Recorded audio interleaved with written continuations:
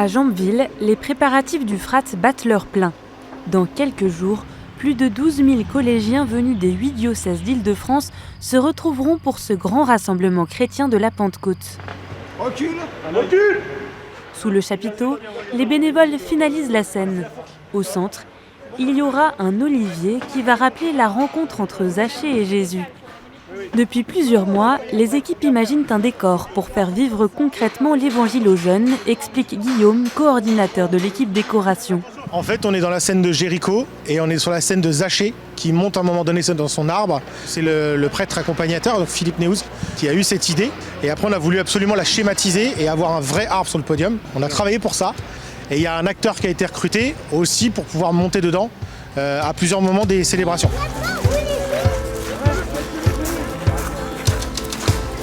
Comme Guillaume, plus de 1200 bénévoles participent à l'organisation du Frat cette année.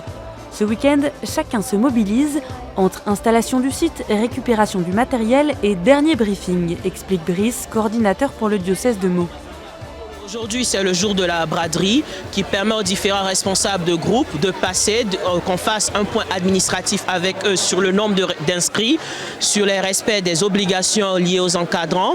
Et aussi, on leur remet des petits sacs comme celui-ci, comprenant des chasubes jaunes pour les animateurs, des chasubes oranges pour les responsables de groupe. On leur remet aussi des bracelets que les jeunes mettront et les animateurs mettront autour du poignet. C'est l'occasion aussi de leur remettre livrets d'encadrant, tout ce qui peut être des fiches durant le Frat pour leur donner des informations complémentaires. Pareil que sur la partie transport, à quelle heure le bus doit démarrer, à quelle heure ils doivent arriver. Et troisième journée, lundi. Qu'est-ce que le fait d'avoir Jésus dans ma vie vient changer concrètement ? Voilà. Le Frat pour fraternel a pour thème cette année la parole du Christ. Aujourd'hui, je veux demeurer chez toi. Un choix pour interpeller des jeunes hyper connectés, comme le souligne le père Philippe Neouz. Le but, c'est vraiment que chacun d'entre eux puisse rencontrer le Christ. Ils sont hyper connectés, on va plutôt essayer de les déconnecter pendant ce temps du Frat. Et donc cette parole de Jésus qui s'adresse à Zachée, je crois qu'il y a un enjeu pour nos ados à vivre ce aujourd'hui, voilà, ici et maintenant, avec ceux qui les entourent.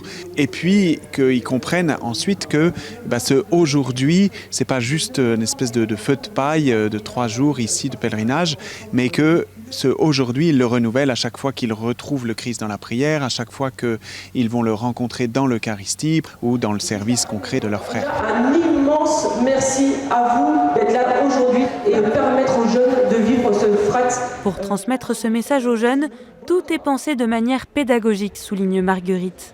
Nous, ce qu'on cherche, c'est vraiment, c'est de parler aux jeunes et de partir de leurs problématiques. Tous les ans, on met en place un fil pédagogique avec vraiment un point de départ et un point d'arrivée. Et on essaye d'utiliser leur langage, d'aller les chercher là où ils sont. C'est-à-dire que ça soit le jeune parisien, le jeune de Saint-Denis, ils ont des problématiques de jeunes de 13-15 ans qui sont au final souvent les mêmes au fond d'eux. Et comment les faire avancer sur ce chemin ? Les jeunes, ils ont besoin d'être pris au sérieux et quand on les prend au sérieux, on les attire et on les emmène là où on veut.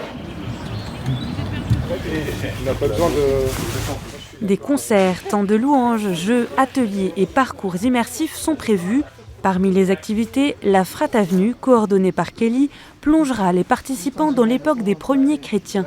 On propose plusieurs espaces créatifs, un espace immersif où les jeunes sont plongés pendant 8 minutes dans le temps des premiers chrétiens où ils revivent ce questionnement qu'ont eu les premiers chrétiens après la mort de Jésus, revivent le temps de la Pentecôte, l'envoi en mission. On a un espace guinguette où les jeunes peuvent venir boire, manger et vraiment globalement plusieurs espaces où les jeunes sont dans un cadre où ils peuvent vraiment aller rencontrer d'autres jeunes de d'autres groupes.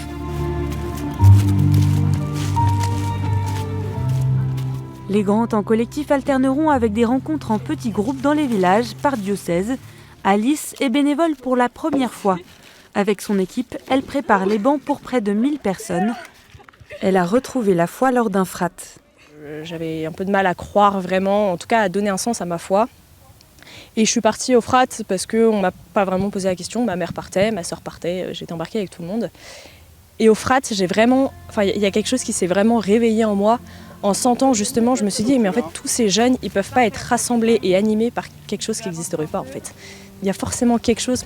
Et je trouve que la présence de Dieu, elle était vraiment sensible à ce moment-là.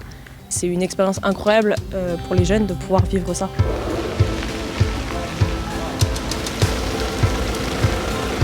Sur le site, les premières équipes montent déjà les tentes.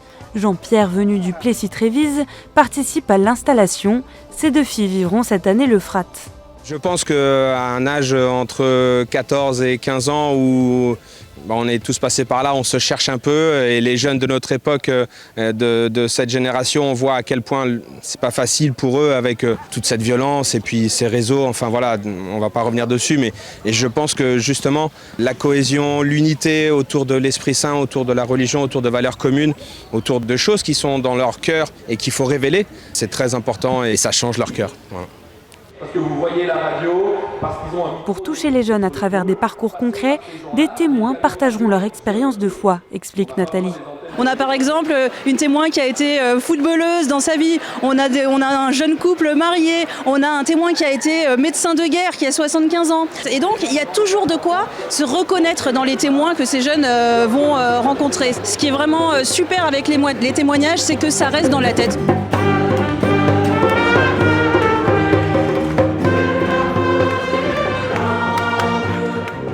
Le temps culminant du Frat sera le baptême d'une douzaine de jeunes lors de la messe de Pentecôte.